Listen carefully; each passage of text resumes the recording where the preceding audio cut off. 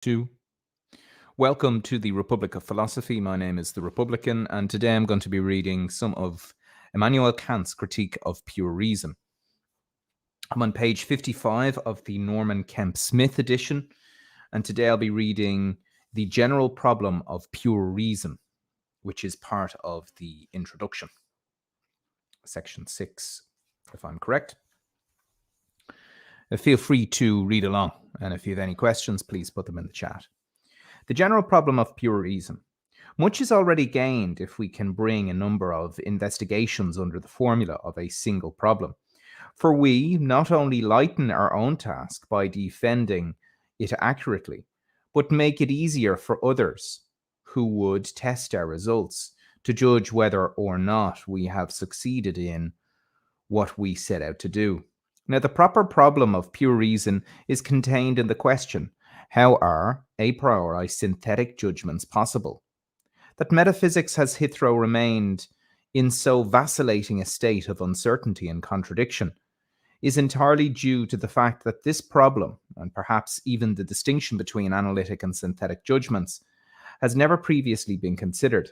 Upon the solution of this problem, or upon a sufficient proof that the possibility which it desires to have explained does in fact not exist at all, depends on the success or failure of metaphysics. Among philosophers, David Hume came nearest to investigating this problem, but this still it was very far from conceiving it with sufficient definiteness and universality. He occupied himself exclusively with the synthetic proposition regarding the connection of an effect with its cause. And he believed himself to have shown that such an a priori proposition is entirely impossible. If we accept his conclusion, then all that we call metaphysics is a mere delusion, whereby fancy ourselves to have rational insight into what, in actual fact, is borrowed solely from experience and under the influence of custom, has taken the illusory semblance of necessity.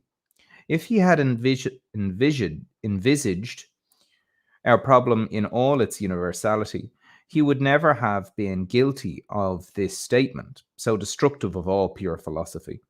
For he would then have recognized that according to his own argument, pure mathematics, as certainly containing an a priori argument, pure mathematics, certainly containing an a priori as containing a priori synthetic propositions, would also not be possible, and from such an assertion, his good sense would have saved him.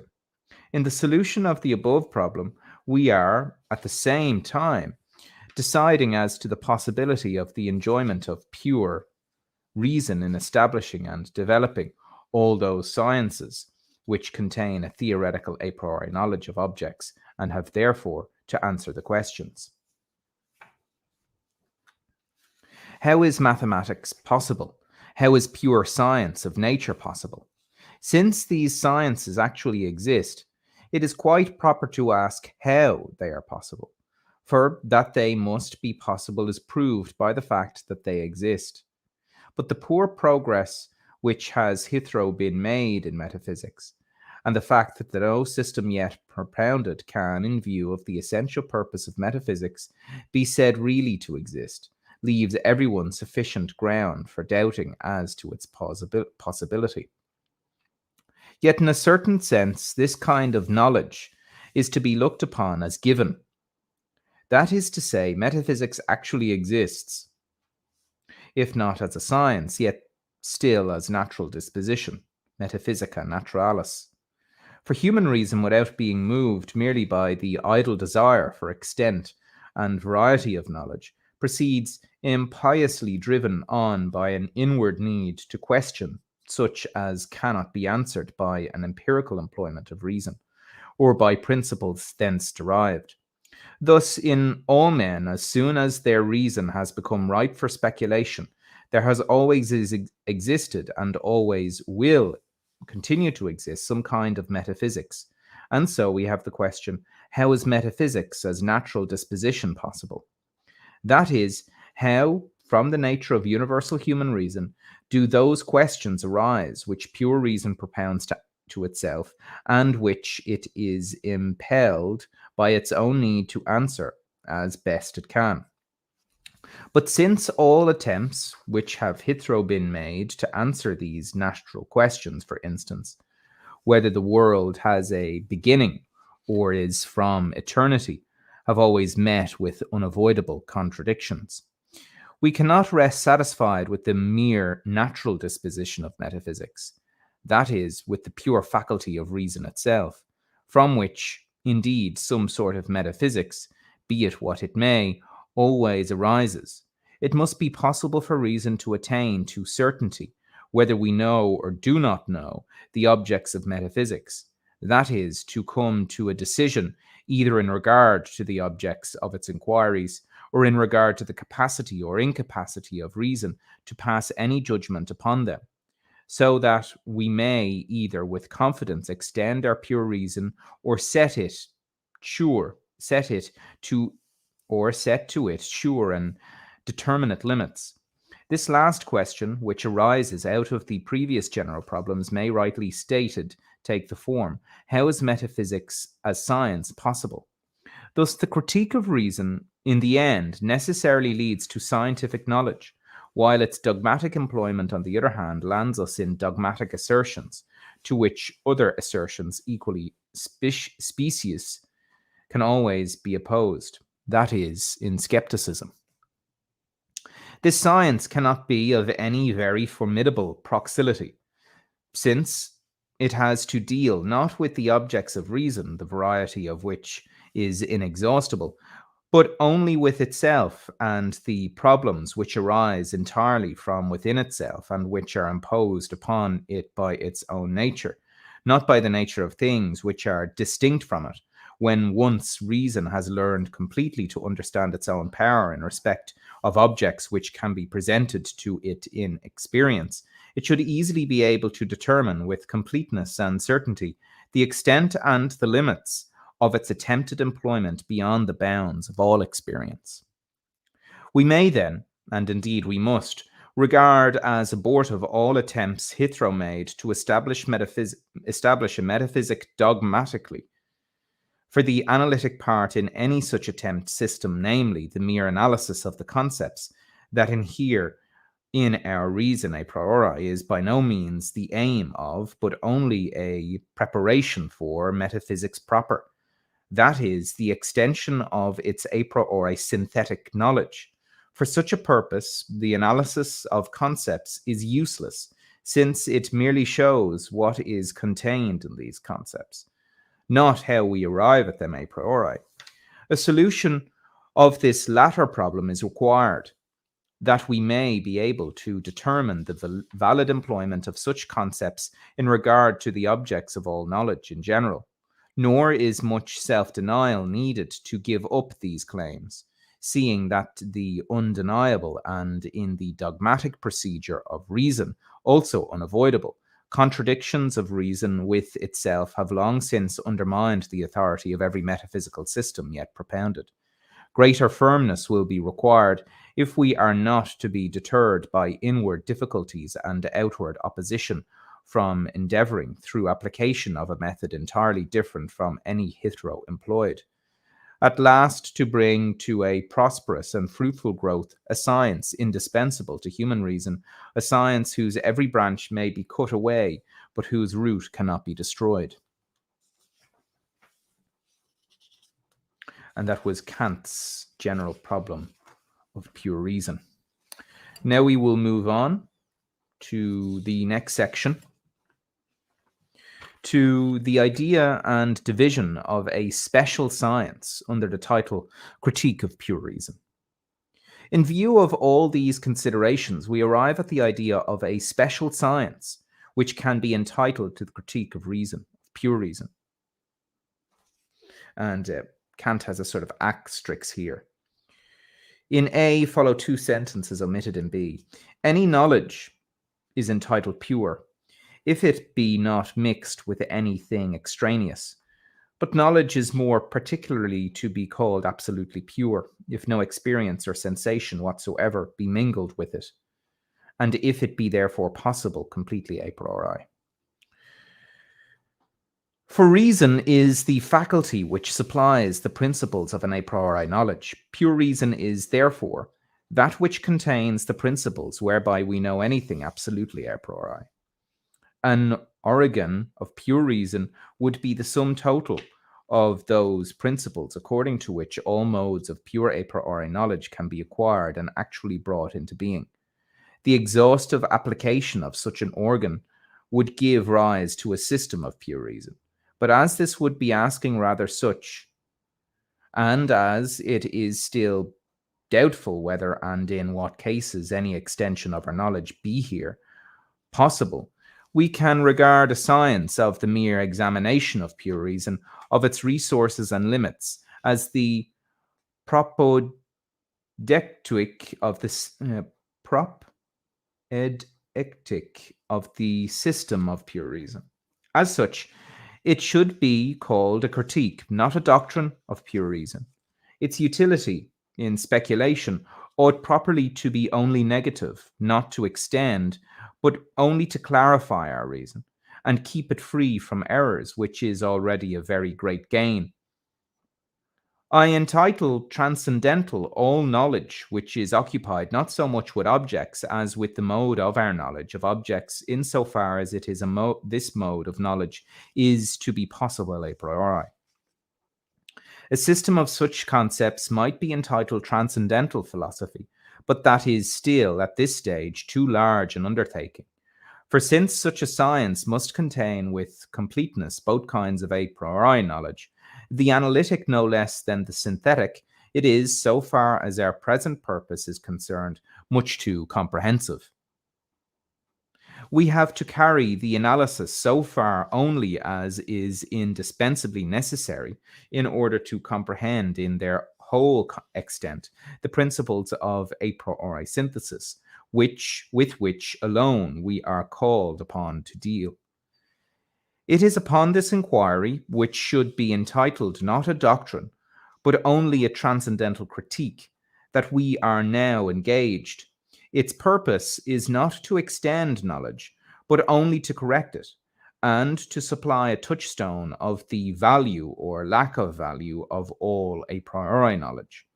Such critique is therefore a preparation, so far as may be possible, for an organ. And should this turn out not to be possible, then at least for a canon, according to which is due course the complete system of the philosophy of pure reason, be it in extension or merely in limitation of its knowledge, may be carried into execution, and analytically as well as synthetically. That such a system is possible, and indeed that it may not be of such great extent as to cut us off from the hope of entirely completing it, may already be gathered from the fact that what here constitutes our subject matter is not the nature of things, which is inexhaustible, but the understanding which passes judgment upon the nature of things, and this understanding again only in respect of its a priori knowledge. These a priori possessions of the understanding, since they have not to be sought for without, cannot remain hidden from us, and in all probability are sufficiently small in extent to allow of our apprehending them in the completeness of judging as to their value or lack of value, and so of rightly appraising them. Still less may the reader here expect a critique of books and systems of pure reason. We are concerned only with the critique of the faculty of pure reason, only in so far as we build upon this foundation do we have a reliably touchstone for estimating the philosophical value of old and new works in this field. Otherwise, the unqualified historian or critic is passing judgments upon the groundless assertions of others by means of his own, which are equally groundless. Transcendental philosophy is only the idea of a science, for which the critique of pure reason has to lay down the complete architectonic plan. That is to say, it has to guarantee as following from its principles the completeness and certainty of the structure in all its parts. It is the system of all principles of pure reason, And if this critique is not itself to be entitled a transcendental philosophy, it is solely because, to be a complete system, it would also have to contain an exhaustive analysis of the whole of a priori human knowledge. Our critique must indeed supply a complete enumeration of all the fundamental concepts that go to constitute such pure knowledge. But it is not required to give an exhaustive analysis of these concepts, nor a complete review of those that can be derived from them.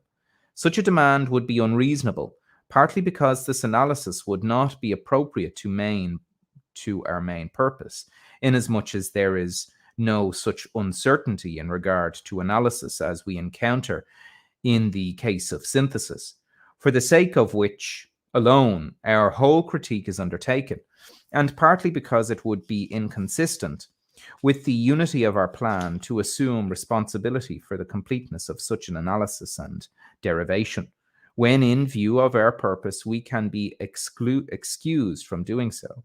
The analysis of these a priori concepts, which later we shall have to enumerate, and the derivation of other concepts from them can easily, however, be made complete when once they have been established as exhausting the principles of synthesis. And if in this essential respect nothing be lacking in them, the critique of pure reason, therefore, will contain all that is essential in transcendental philosophy.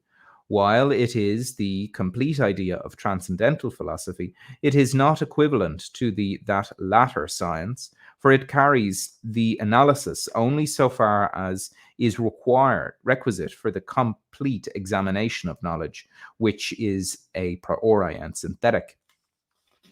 What is chiefly to be kept in view in the division of such a science is that no concepts be allowed to enter which contain in themselves anything empirical, or in other words, that it consists in knowledge wholly a priori. Accordingly, although the highest principles and fundamental concepts of morality are a priori knowledge, they have no place in transcendental philosophy because, although they do not lay at the foundation of the precepts the concepts of pleasure and pain, of the desires and inclinations, all of which are of empirical origin, yet in the constitution of a system of pure morality, these empirical concepts must necessarily be brought into the concept of duty as representing either a hindrance, which we have to overcome, or an allurement, which must not be made into a motive. Transcendental philosophy is therefore a philosophy of pure and merely speculative reason. All that is practical so far as it contains motives relates to the feelings, and these belonging to the empirical sources of knowledge. If we are to make a systematic division of the sciences which we are engaged in presenting, we must have first a doctrine of the elements, and secondly, doctrine of the method of pure reason. Each of these chief divisions will have its subdivisions, but the grounds of these we are not yet in a position to explain. By way of introduction or anticipation, we need only say that there are two systems of human knowledge, namely sensibility and understanding, which perhaps spring from a common, but to us unknown root. Through the former, objects are given to us; through the latter, they are thought. Now, insofar as sensibility may be found to contain a priori representations constituting the condition under which objects are given to us, it will belong to transcendental philosophy, and since the conditions under which alone the objects of human knowledge are given must precede those under which they are thought, the transcendental doctrine of sensibility will constitute the first part of the sciences of elements. And that was the last two parts of Kant's introduction to the Critique of Pure Reason. In the next broadcast, we will be reading the Transcendental Doctrine of Elements, first part, Transcendental Aesthetic. Till next time, take care.